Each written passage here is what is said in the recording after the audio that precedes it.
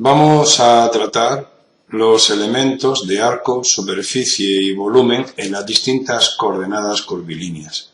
El objetivo es facilitar los cálculos de aquellas magnitudes que caracterizan los campos que vamos a estudiar.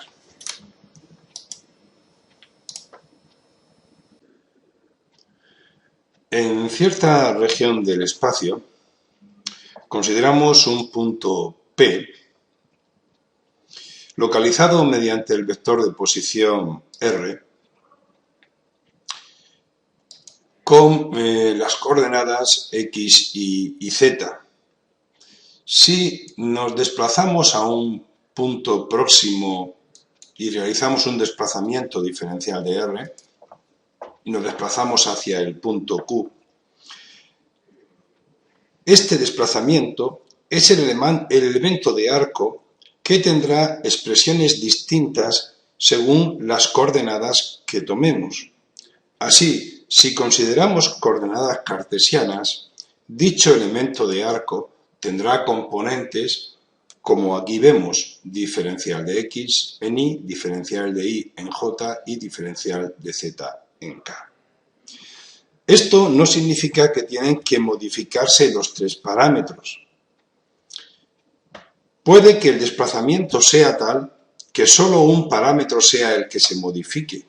Así, por ejemplo, como observamos en la figura, si nos desplazamos del punto P al punto Q con este elemento de arco, dicho elemento solo tendrá componente en X y su expresión será en coordenadas cartesianas diferencial de X en Y. Cuando utilizamos coordenadas curvilíneas, el elemento de arco va a corresponder a la variación del vector de posición R con respecto a los parámetros propios de dichas coordenadas. Es decir, el elemento de arco lo expresaremos entonces a partir de la variación de esas coordenadas con respecto a los parámetros característicos de esas coordenadas. ¿Y qué es lo que vamos a hacer ahora? Vamos a introducir los factores de escala en esa expresión. Para ello, como hemos definido el vector unitario, lo que vamos a hacer es despejar lo que es la parcial en función del parámetro de escala e introducir esa parcial en nuestra expresión. Y llegamos, por tanto, a una expresión donde el elemento de arco sería pues h sub 1 diferencial de q sub 1 en u sub 1, en u sub 2 sería h sub 2 diferencial de q sub 2 y en u sub 3 sería h3 diferencial de q sub 3.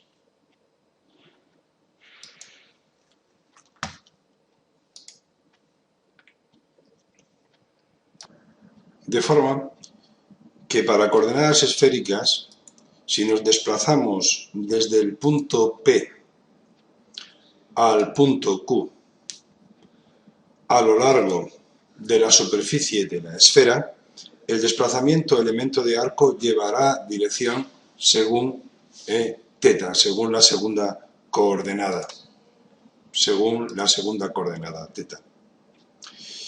Y por tanto, el elemento de arco tendrá como expresión h2 diferencial de q2 en la dirección que marca la segunda coordenada. Y si introducimos el factor de escala h2, que es r, la expresión de ese elemento de arco sería, por tanto, pues r diferencial de θ según la coordenada en θ.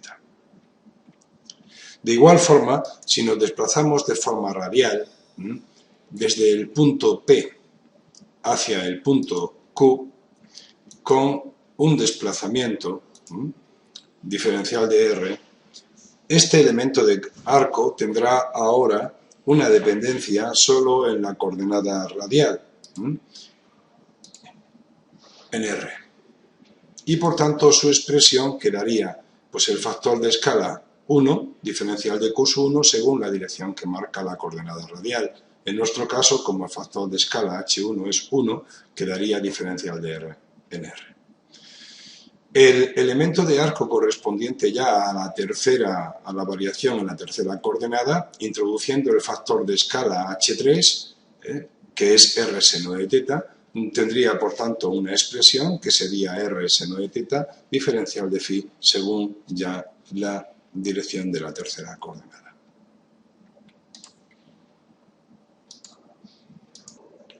Una superficie la obtenemos a partir del producto vectorial de dos vectores. Aquí vemos los dos vectores A y B y el producto vectorial de el vector A con el vector B, su módulo, nos daría precisamente el área que forma esos dos vectores. Lógicamente, los elementos de superficie los obtendremos a partir del producto vectorial de las componentes curvilíneas del elemento de arco. Si tomamos la componente en la dirección que marca la coordenada 1 junto con la que marca la coordenada 2, entonces ese producto vectorial del unitario 1 con el unitario 2 nos daría el unitario 3 y por tanto el elemento de superficie iría dirigido según la coordenada 3 y cuyo valor sería el factor de escala de 1 con 2 y las variaciones de la coordenada Q1 y la coordenada Q2. Si lo hiciéramos ahora con 2 y con 3, tendríamos por tanto que ese producto vectorial de 2 con 3 nos daría U1 y nos quedaría por tanto un elemento de área dirigido según la coordenada 1 y cuyos valores serían pues, el factor de escala H2 por el factor de escala H3 y la variación de la coordenada Q2 y Q3. Bien, si hiciéramos ahora el 1 con el 3, obtendríamos por tanto el 1 con el 3, obtendríamos lo que es un elemento de área dirigido según la coordenada 2 y cuyos valores serían pues el producto de escala, factor de escala de H1 con H3 y las variaciones de las coordenadas Q1 y Q3. Así, por ejemplo, si tomamos un cilindro, podríamos plantearnos cuál sería el área de la base, pues sumando las áreas de todas las áreas de los elementos que podemos establecer en toda esta base, de forma que ese área de la base estaría limitada por la suma de las áreas de todos los elementos que podemos formar aquí en esta base. ¿Qué expresión tendría? Pues evidentemente la dirección de este elemento es según la coordenada z, es decir, la coordenada 3, y por tanto pues sería coordenada, su valor sería h1, h2, diferencial de q1, q2. Para coordenadas cilíndricas los factores de escala sería h1, 1, h2, r, y la variación de q1 y q2 correspondería a la variación de r y a la variación de θ. De forma, por tanto, que el área de esa base pues sería simplemente la suma de todas esas áreas, es decir, la suma extendida desde 0 hasta r y desde 0 hasta 2pi de r diferencial de θ. Y haciendo esa suma obtendríamos el valor de pi r cuadrado, dirigido, por tanto, según el eje z, como ya sabíamos. De igual forma podemos proceder con la superficie lateral. El elemento de área en la superficie lateral, como lleva dirección radial, por tanto, según la coordenada 1, pues sabemos que el valor correspondiente sería el producto de los factores de escala h2 y h3 por las variaciones de las coordenadas q2, q3. En nuestro caso, estas variaciones corresponderían al ángulo θ y a la coordenada z, y el valor del factor de escala h3 es 1 y el de h2 es r. Por tanto, la expresión quedaría r diferencial de θ y diferencial de z.